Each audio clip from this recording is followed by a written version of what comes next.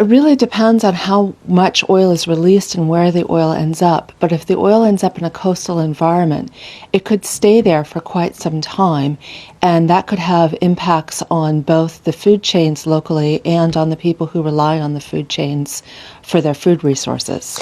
Just before we look at those food chain and resources and the environmental impact, how is the operation going to play out? Is it a sense of this oil is being extracted and sent somewhere, or is it leaking and just needs to be contained?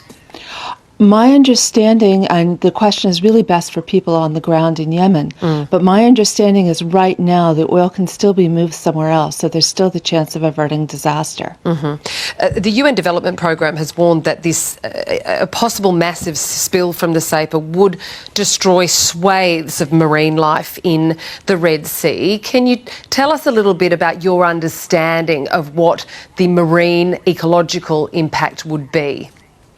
Yeah, it depends on where the oil ends up. But as a generalization, when organisms are exposed to oil, it can kill them outright by smothering them, or as the organisms take up the toxic compounds, it can cause health impacts.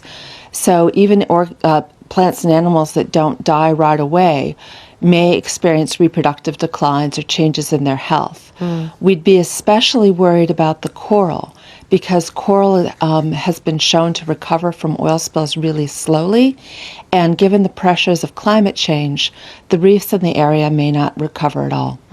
With respect to food supply and food chains, we know that there is concern for the Yemen's Red Coast. There's fishing communities all along that. What could be the impact on those livelihoods if you're taking up fish stock from the region? Yeah, it could be really serious for the livelihoods in the region because they're already impacted by the war and famine. So usually when there's an oil spill, fishing is closed because we don't want people to be exposed to the oil, either by breathing it in or through their fishing gear. A lot of fish metabolize oil pretty well, so there may not be a lot of oil in the fish flesh, but that depends on what sort of fishing is going on. And also, given a famine, we don't want to be putting people off one of their major food resources. No, of course not. And what about people who might be exposed to any oil, even if they're not going into those waterways? I mean, you can inhale the fumes of oil.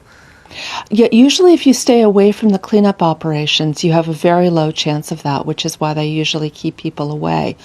But the reason that we worry about these things is that oil is a carcinogen, so people who are exposed now may not get sick for years.